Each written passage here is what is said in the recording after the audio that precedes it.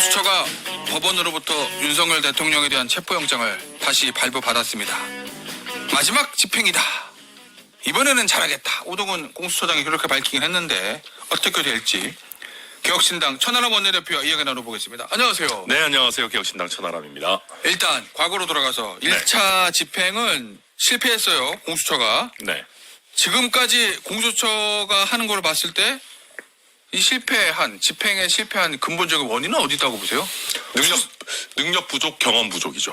능력 부족, 경험 부족. 이게 이제 공수처 처음 만들 때부터 사실 엉망이었어요. 이게 솔직히 더불어민주당 탓을 안 할래 안 할 수 없는 게 공수처장을 대통령이 어쨌든 임명권을 행사하도록 해놨고 그러다 보니까 지금까지 공수처장이 대부분 다 약간 판사 출신의 수사 경험 없는 사람들, 게다가 또 민주당이 약간 검찰을 악마시하는 거 있지 않습니까? 그러다 보니까 또 수사 경험이 충분한 검찰 출신도 아니고 애매한 사람들 갖다가 앉혀놓고, 그리고 지금 공수처가 굉장히 많은 예산과 나름대로 큰 인력이 있는데도 뭐 하나 성과를 낸 게 없어요. 맨날 사람 없다 이러는데 공수처 사이즈가 순천지청하고 비슷하거든요. 순천지청 1년에 수백 건 수천 건 처리합니다. 그렇죠. 여기 뭐 엉망이에요. 그리고 보면 이게 경험이라는 것도 무시 못하는 게 고기도 먹어본 사람이 먹는다고. 그렇죠. 검찰은 어쨌든 살아있는 권력은 좀 애매하지만 죽은 권력, 죽어가는 권력 사냥하는 거는 기가 막히거든요. 대통령 잡아가지고 이런 거 뭐 경험이 많지 않습니까? 근데 공수처는 그런 것도 처음이고 그러니까 전체적으로 뭐 능력도 없고 경험도 없고 자기들이 잘할 것 같지도 않고 뭐 대통령이 어쨌든 임명했고 이러니까 의지도 없고 뭐 전체적으로 난국인 거죠. 의지도 없어 보여요? 저는 의지도 없어 보여요. 아, 그래요? 네. 그러니까 이게 지금 보면 자꾸 이제 민주당에서는 공수처를 쉴드 치려고 이상한 얘기들 저는 하는 것 같거든요. 뭐 사법시험을 붙은 백면 서생이라 깡다구가 없다. 아, 그거 박범계 의원이 했던 얘기. 그러니까 물론 비난하는 것도 섞여 있지만 이게 말이 안 되는 게 지금까지 대한민국의 모든 영장 집행은 검찰이 지휘해서 해왔습니다. 검찰은 그럼 뭐 사법시험, 변호사 시험 안 보고 백면 서생 아닙니까? 뭐 이 사람들 뭐 군 출신이에요? 아니잖아요. 그러니까 이게 결국은 능력과 경험, 나아가서 의지 자체가 공수처가 총체적으로 기존의 검찰에 비해서도 굉장히 부족하다. 그렇게 보여요. 아니, 일각에서는 이 검찰이 했을 때 수사 속도가 굉장히 빨랐잖아요. 근데 이제 공수처로 이첩된 다음부터는 뭔가 좀 이렇게 속도가 느려지는 것 같아서 일각에서 야, 이거 혹시 좀 공수처가 대통령 봐주려는 거 아니야?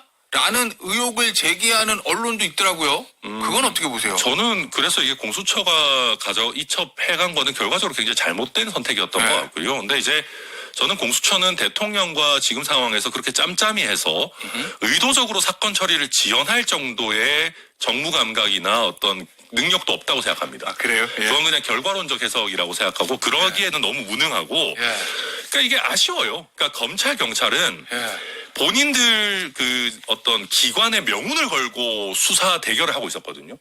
검찰도 여기서 제대로 성과 못 내면 사실 기소센터로 전락한다. 아, 그렇죠. 기소청도 아니고 나중에 되면 무슨 기소본부 될 수도 있다. 그런 나름의 그 어떤 절박함을 가지고 하고 있었는데 공수처는 그런 것도 없고, 그리고 공수처에서 달라고 하면 사건을 안 줄 방법이 없거든요.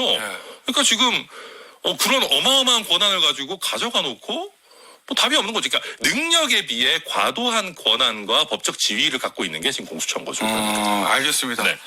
어쨌든 이제 공수처는 위기에 몰렸고 뭐 근본적인 문제 해결하기 앞서서 일단 발등에 떨어진 불부터 꺼야 되잖아요. 공수처는 2차 집행 어떻게 될 거로 보세요? 마지막 기회라고 생각하고 하겠다. 오동훈 처장은 뭐 이러던데. 근데 저는 이래서 오히려 좀 걱정입니다. 어떤 의미죠?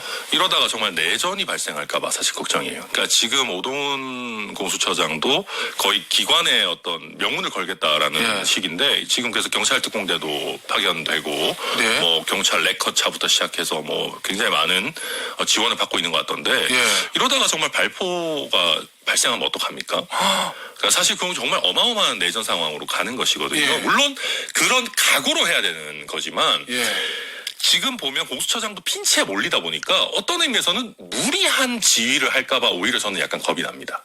경찰특공대 동원해서 경찰특공대 총기를 가지고 있고 그렇죠. 그럼 막는 경호처도 총기를 가지고 있고 그래서 발포해 뭐 이런 식으로 되면은 이거는 정말 엄청난 상황이거든요. 그래서 이게 만약에 공수처가 좀 제대로 돌아가고 전략적 사고를 한다면 1차 집행에서 만약에 이번에 우리가 뚫어내기 어렵다라는 판단을 하면 예. 즉각적으로 체증 모드로 전환을 하고 예. 적극적인 체증을 통해서 2차 집행에 들어가기 전에 경호처장과 경호처 간부들을 먼저 체포하거나 구속했었어야 됩니다. 어허. 그렇게 해서 경호처의 지휘 체계를 일정 부분 무너뜨리고 예. 그리고 경호처의 직원들이 봤을 때도 야 이거는 우리 처장이 잡혀갈 정도로 우리가 이렇게 저항하는 것 자체가 특수공무집행 방해구나.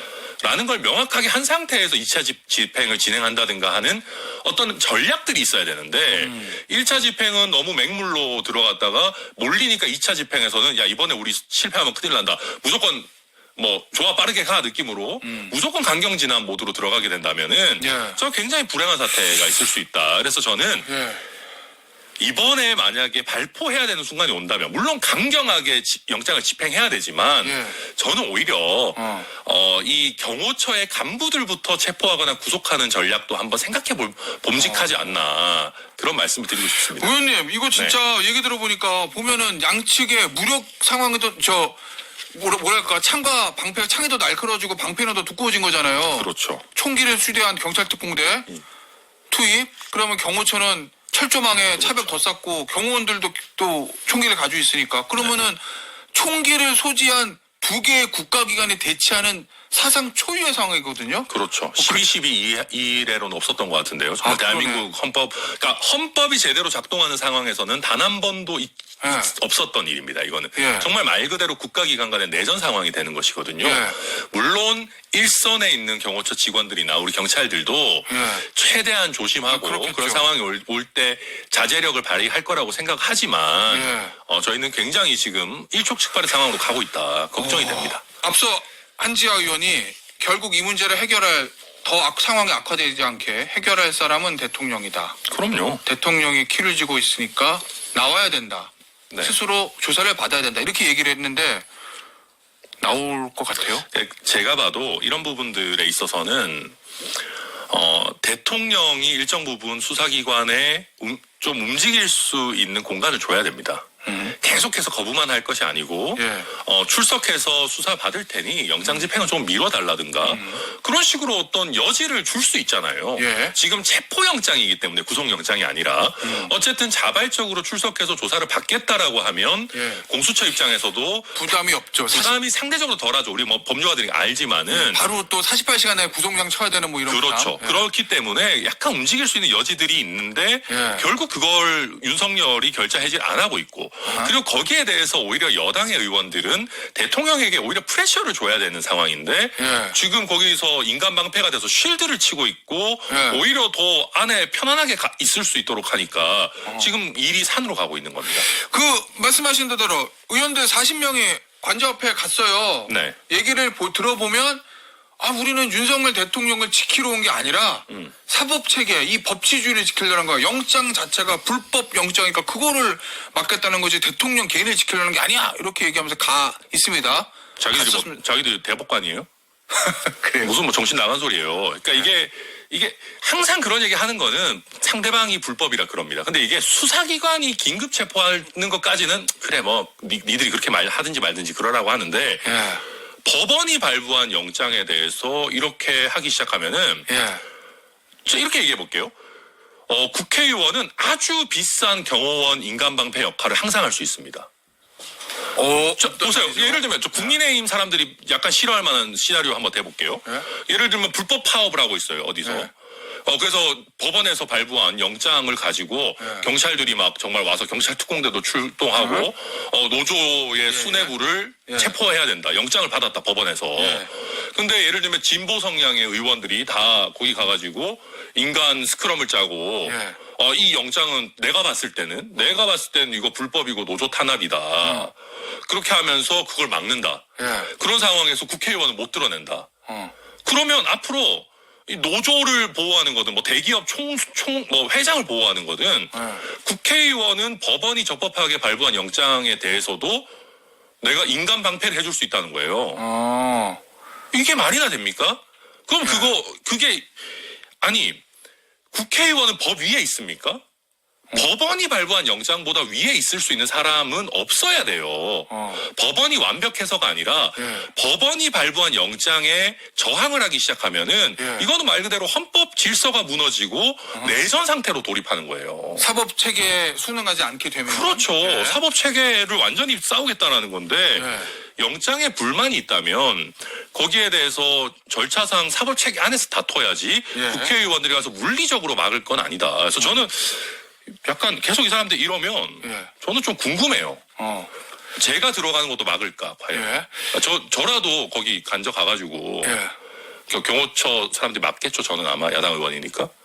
예, 그렇겠죠? 그렇겠죠. 예. 아마도. 근데 만약에 진짜 이런 상황에서 경찰들이 국회의원이라고 쫄아가지고 체포 못한다 그러면 예. 저라도 가서 끌어내고 싶어요. 그래요? 예. 자, 근데 그래도 저 만약에 막으면 거기 있는 의원들이 영장 집행과 몸으로 막으면 현행범으로 체포하라 이렇게 얘기하셨잖아요. 특수공무집행방해 현행범이에요. 이거는 체포할 수 있고 체포해야 된다니까요. 예. 아까 제가 말씀드린 예에서 한번 입장 바꿔 생각해 보세요. 국민의힘 의원들 예. 만약에 노조에 대해서 영장이 나왔는데 타당 의원들이 가서 인간 띠 만들어서 막고 있다.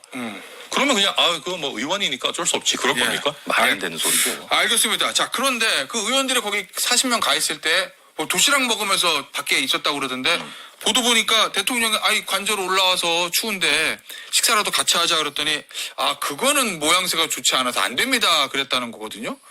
그건 또 왜 그랬을 것 같아요? 일단은 뭐 뭔가 정치적인 의도가 있는 건가요? 모양새는 거기 간 거부터가 모양새는 안 좋은데 무슨 모양새 타령인지 잘 모르겠고요. 네. 저는 이게 지금 윤석열이 좀 착각하고 있는 것 같은 게 네. 여기 간 44명 정도인가요? 45명인가요? 간 의원들은 국민의힘 지지층한테 잘 보이려는 사람들이지 대통령에게 윤석열에게 잘 보이려는 단계는 이미 넘어갔어요. 그러니까 윤석열에게 잘 보이겠다라는 의원들은 진짜 몇 명 안 될 겁니다. 뭐 예. 같이 대통령실에 있었던 예, 몇 분 정도. 예. 나머지는 내가 뭔가 그래도 우리 진영 대통령을 지켰고 이재명의 민주당에 맞서서 의리를 지켰다 해서 지지층에 어필하려는 거잖아요. 한남동 앞에 모여있는 그렇죠. 지지층들. 그리고 지금 보면 이재명 탓하고 뭐 저도 이재명 탓합니다. 뭐 지금 이재명 꼴 보기 싫어서 오히려 저는 보수 결집하고 있던 것도 있다고 보는데 예. 저는 그러면서 윤석열을 지키겠다는 사람들 보면 정말 한심한 게 예. 대한민국에서 이재명을 가장 크게 도와준 사람이 누굽니까? 윤석열이잖아요. 그래요. 예. 가만히 놔뒀으면 재판 받고 저는 사필 규정으로 가야 될 때 가시고 그랬을 거라고 생각하는데 이재명 대표가? 그렇죠. 예. 근데 여기서 갑자기 비상계엄 해가지고 대선 시계 확 땡겨주고 예. 이 난리를 친 게 윤석열인데 저는 여기 가 있는 여당 의원들도 솔직히 윤석열 얼굴 보기 싫은 사람들 많이 있을 거라 생각합니다. 그래요. 예. 알겠습니다. 국민의힘 지도부 입장은 어떻게 보세요? 개인적으로 가는 거는 막지 않겠지만 지도부 차원에서는 아니다. 뭐 이런 입장이거든요. 적극적으로 막는 것도 아니고 지도부는 또 거기다 발 담그고 싶어 하지 않고. 진짜 못났어 이런 얘기가 절로 나오는 거죠. 그러니까 왜요? 지도부도 예. 이분들 권성동, 권영세 두 분 다 법률가고 예. 나름대로 똑똑하신 분들이기 때문에 이렇게 법원의 영장에 저항하고 또 비상계엄 내란 행위를 저지른 윤석열을 끝까지 옹호하는 행위가 예. 중장기적으로 봤을 때 국민의힘에 굉장히 큰 부담이 된다라는 거 모르지 않을 겁니다. 예. 법적으로도 위법하다라는 거 분명히 알고 있을 텐데 예. 당장 지지자들에게 욕먹기 싫은 거예요. 네. 권영세 비대위원장 처음 들어올 때도 사과하겠다라고 하니까 뭐 자기 사무실 앞에 막 조화 막 깔리고 막 그렇지 않습니까? 그래서 지금 권영세, 권성동 두 사람 다 국민의힘이라는 정당이 안정되려면 어쨌든 지지층을 결집시키면서 가야 된다. 그런 상황이니까 적극적으로 안 말리는 거는 우리 정치 뭐 하루 이틀 합니까? 가도 된다는 시그널이죠. 그러니까 저는 이거는 굉장히 위험한 길로 국민의힘 가고 있다 생각합니다. 위험한 길이라고 하면 어떤 길이에요? 대선 패배는 물론이고 앞으로 내란을 옹호하고 국민의힘이 입만 열면 법치, 뭐 법과 원칙, 사법, 뭐 판결, 민주당 왜 판결 부정하나, 판결 존중해라 이런 얘기 많이 해왔는데 그런 어떤 본인들이 가진 가치 자체를 다 무너뜨려서 장기적으로 정당이 존속할 가치 기반을 다 훼손하고 있는 거죠. 예. 네. 의원님 변호사시잖아요. 네. 그리고 국회 탄핵소추단 위원이에요. 그렇죠. 국회에서 얼마 전에 형법상 내란죄를 탄핵소추 사유에서 뺀다. 네. 의원님도 알고 있었어요? 네, 알고 있었습니다. 그러니까 국민의힘에서는 이거 빨리빨리 해가지고 민주당 이재명 대표 저 선거법 결과 나오기 전에 탄핵 먼저 해서 조기 대선 모드를 빨리 가동하기 위한 민주당의 그런 의도가 있는 거다 이렇게 얘기하던데. 국민의힘 사람들도 다 법률가고 특히 2017년에 권성동 의원은 탄핵소추위원을 해서 자기가 이 똑같은 프로세스를 해봤는데 이런 식으로 말도 안 되는 정치적 공세하니까 참 씁쓸하고요. 다만 저라면 제가 이제 실제 출석한 변호사였다면 그렇게 얘기했을 것 같아요. 철회하겠습니다 이렇게 사실상 철회합니다 아마 그렇게 얘기하셨던 것 같은데 그게 아니라 저희가 이 내란 행위 탄핵 사유를 이렇게 쭉 정리하고 그걸 압축해서 법률적으로 내란죄입니다라는 평가 의견을 드린 것이지만 어차피 내란죄의 유무죄 여부는 형사법정에서 다뤄야 되는 것이고 헌법재판소에서 뭐 다룰 것은 원래 아니지 않냐. 저희는 이 내란 행위를 헌법 위반 사유로 삼는 것이다라고 조금 풀어서 설명했을 것 같아요. 왜냐하면 일반 국민들도 보고 계시니까. 근데 너무 그냥 변호사스럽게 얘기를 한 거라고 저는 생각이 들고요. 그럼에도 불구하고 본질은 달라지지 않습니다. 그러니까 예를 들어서 그런 거죠. 음주운전에서 차 사고 내서 사람 다치게 하면 위험운전 치상죄지 않습니까? 근데 이제 예를 들면 공무원 징계할 때 이 사람이 술 먹고 운전해서 사람을 쳐서 다치게 해서 이런 사유가 있고 이거는 형사적으로는 위험운전 치상죄에 달할 정도입니다. 그러니까 중징계해야 됩니다. 이렇게 많이 쓰거든요. 근데 그렇다고 해서 그 징계 절차에서나 아니면 징계를 다툰 행정소송 절차에서 위험운전 치상죄 유죄 땅땅땅 하진 않거든요. 그건 형사법정에서 하는 거고. 근데 그럼에도 불구하고 그 행위들을 압축적으로 명확하게 이야기하고 또 이게 형사적으로 죄가 될 정도로 중한 행위다라는 걸 이야기하기 위해서 징계 절차에서도 이런 죄가 해당한다. 그건 얘기하는 겁니다. 자, 그런데 어찌됐건 저 언론의 평가를 보면 국민의힘 입장에서 계속 밀리다가 요거를 기점으로 뭔가 반격의 계기를 삼고 있다 뭐 이런 보도들이 있더라고요. 그 얘기는 야 민주당 맨날 내란 하다가 이제 와서 내란을 빼니? 요거잖아요. 그러니까 이게 제가 봐도 이 자체는 법률적으로나 어떤 기존의 박근혜 전 대통령 사건에나 비춰봤을 때 큰 전혀 문제 없는 건데 이게 이재명 사법 리스크를 합쳐져서 그래요. 정치적으로. 그러니까 국민들이 야 이거 너네 이재명 대표 감옥 가는 거 막으려고 이거 사건 막 신속하게 하려는 거 아니야? 근데 뭔가 이렇게 법률적으로 뭘 철회한다는 얘기가 나와? 니들 왜 이렇게 꼼수 부려? 이렇게 되는 거거든요. 그러니까 이게 사실 이게 다 이재명 대표의 어떤 근원적인 리스크가 있는 것이고 그럼에도 불구하고 국민의힘 쪽에서 하는 얘기는 안 맞는 얘기고요. 마지막 한마디만 하면 이거 철회한 게 진짜 문제고 80%의 탄핵 사유가 날아갔고 각하해야 된다고 생각하면 윤석열이 직접 혼자 나와서 그 얘기 해보라 그러십시오. 자기들 얘기 따니면 승기 잡은 거잖아요. 근데 제가 장담하는데 윤석열 쫄아서 헌재 못 나올 겁니다. 그래요? 네, 저 장담하고요. 그래서 나가서 변론할 것처럼 얘기하던데. 거기 방구석에 엎어라 가지고 자기 편한 데서는 온갖 거 다 할 것 같이 얘기하지만 실제로는 쫄보거든요. 실제로는 쫄아서 못 나올 거고 헌법재판관들 저도 헌법재판소 변론해봤지만 질문 진짜 날카롭습니다. 그렇겠죠. 그러면 자기가 정말 승기 잡았고 이거 국회 소추위원단 완전 깔아뭉갤 수 있다고 생각하면 윤석열 나와야지 왜 안 나옵니까? 정말 자신 있고 이 내란죄 철회가 문제라고 생각하면 나와서 그 얘기하고 국회 대리인하고 토론도 하고 헌법재판소 재판관한테도 따지라고 저는 공개적으로 그렇게 뭐랄까요? 도발하고 싶습니다. 쫄아서 못할 겁니다. 알겠습니다. 오늘 인터뷰 여기서 마무리하도록 할게요. 지금까지 천하람 개혁신당 의원이었습니다. 저는 광고 듣고 입으로 돌아오겠습니다. 의원님 감사합니다. 감사합니다.